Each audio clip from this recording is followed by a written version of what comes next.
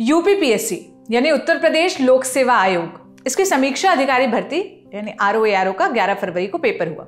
सरकार ने देर शाम प्रेस रिलीज जारी कर कहा कि परीक्षा सकुशल, निर्विघ्न और शुचितापूर्वक संपन्न हुई। अब ठीक 24 घंटे बाद 12 फरवरी को उसी उत्तर प्रदेश सरकार के लोक सेवा आयोग ने नई प्रेस रिलीज जारी की है। इसमें कहा गया है कि आयोग ने इस परीक्षा की जांच कराने के लिए आंतरिक समिति का गठन किया है। साथ ही आरओएआरओ एग्जाम की जांच एसटीएफ से कराने की सरकार से सिफारिश भी की गई है।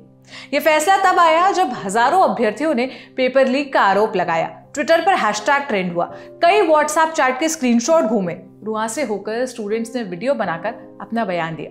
आइए आपको इस पूरे केस की टाइमलाइन और उत्तर प्रदेश लोक सेवा आयोग के इस यूटर्न के पीछे की स्टोरी बताते हैं। 11 फरवरी को उत्तर प्रदेश में आरओएआरओ की प्रीलिम्स परीक्षा कराई गई थी। इस भर्ती परीक्षा में 10 लाख से भी ज्यादा उम्मीदवारों ने आवेदन किया था। 58 जिले की 2387 सेंटर्स पर यह एग्जाम हुआ। माने भारी धन बल सुरक्षा का इंतजाम था। न केवल प्रशासन बल्कि स्टूडेंट्स भी ट्रेन और बसों में पैसा और समय खर्च करके पेपर देने पहुंचे।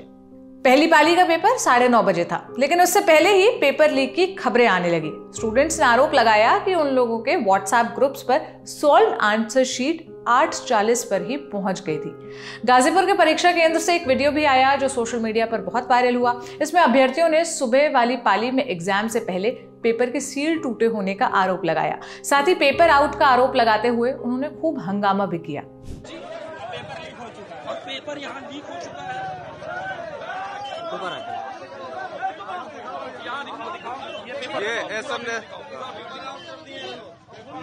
पेपर आउट हो चुका है मच्छी सेंटर का, यहाँ पे आरओ का, और कोई भी एग्जाम यहाँ नहीं हो रहा है। हम 9:30 बजे गेट के बाहर हैं। माननीय मुख्यमंत्री पेपर आउट हो गया है। सारा पेपर खुला था, आरओ के सामने प्रबंधन कह रहा है। इस सब के बाद अभ्यर्थियों का गुस्सा सोशल मीडिया पर फूटा। उन्होंने ट्वीट कर योगी सरकार से जांच कराने की बात कही। अंजू येरवंशु नाम के एक यूजर ने लिखा, उत्तर प्रदेश में अमृतकाल चल रहा है, युवा बेरोजगार होकर भी सरकार को पैसे दे रहा है, खजाना भर रहा है, लेकिन सरकार से एक लीकेज तक नहीं मिट पा रहा। अभय सिंह नाम के एक यूजर ने लिखा, आरओएआरओ का एग्जाम जब 9:30 बजे से शुरू हुआ तो आंसर कॉपी 8:41 पर कैसे जारी हुई? जांच होनी चाहिए। आयोग और सरकार कृपया सही से जांच करें। सत्यता हो तो एग्जाम कैंसिल करना चाहिए ताकि लाखों पढ़ने वाले स्टूडेंट्स के साथ न्याय हो सके। वहीं प्रतापगढ़ जिले के रामअंजोर मिश्र इंटर कॉलेज में एक अभ्यर्थी के नकल करते रंगे हाथों पकड़े जाने की बात सामने आई। प्रवीण कुमार पटेल नाम के अभ्यर्थी के पास एक ब्लूटूथ डिवाइस बरामद किया गया। सोशल मीडिया पर यह सब चल ही रहा था, लेकिन 11 फरवरी की देर शाम आयोग की तरफ से प्रेस रिलीज जारी करके कहा गया कि परीक्षा सकुशल, निर्विघ्न और शुचितापूर्वक संपन्न हुई है।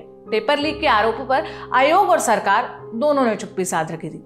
फिर मामले ने राजनीतिक रूप भी लिया। समाजवादी पार्टी के अध्यक्ष अखिलेश यादव ने यूपी सरकार पर निशाना साधा। उन्होंने सोशल मीडिया प्लेटफॉर्म एक्स पर लिखा, उत्तर प्रदेश में समीक्षा अधिकारी का पेपर भी लीक हो गया। ये अभ्यर्थियों के भविष्य के साथ भाजपा सरकार की साजिश ही लगती है, क्योंकि ये सरकार बेरोजगारों को नौकरी ही नहीं देना चाहती। वहीं कांग्रेस नेता प्रियंका गांधी वाड्रा ने भी मामले को लेकर यूपी सरकार को घेरा। उन्होंने कहा, कई वर्षों के इंतजार के बाद संसद में पेपर लीक के खिलाफ कानून पास हुआ और उधर यूपी में समीक्षा अधिकारी की परीक्षा का पर्चा लीक हो गया। सरकार इसे रोकने के लिए क्या करने जा रही है? क्या यूपी में नए कानून के तहत निष्पक्ष कार्रवाई होगी या सिर्फ दिखावा साबित होगा? यह सब होने के 24 घंटे बाद आयोग की तरफ से पेपर लीक के आरोपों पर बयान आया। कहा गया कि आरओएआरओ परीक्षा पेपर लीक मामले में आयोग ने एक्शन लिया है। बताया गया कि जांच के लिए इंटरनल कमेटी का गठन किया गया और साथ ही यूपीपीएससी की तरफ से एसटीएफ से जांच कराने के लिए शासन को सिफारिश भेजी गई।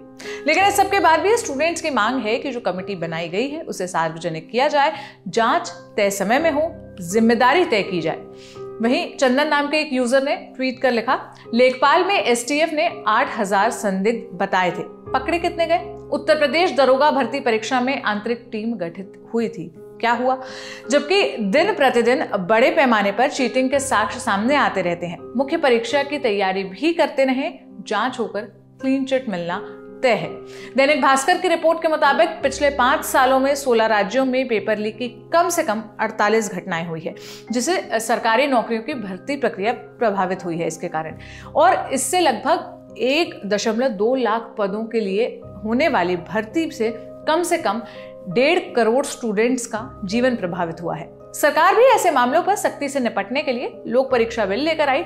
इसके मुताबिक परीक्षा में अनियमितता और गड़बड़ी पर अधिकतम 1 से 10 साल तक की जेल और 3 से 5 लाख रुपए तक का जुर्माने का भी प्रावधान हो सकता है। लेकिन सवाल अब भी वही है कि जिन अभ्यर्थियों का इतना समय, मेहनत और पैसा गया, उसकी भरपाई कैसे होगी? जांच होने में, आरोप तय होने में और व्यवस्था दुरुस्त होने में आखिर कितना समय लगेगा? आप इस पर क्या राय रखते हैं? हमें कमेंट बॉक्स में बताइएगा।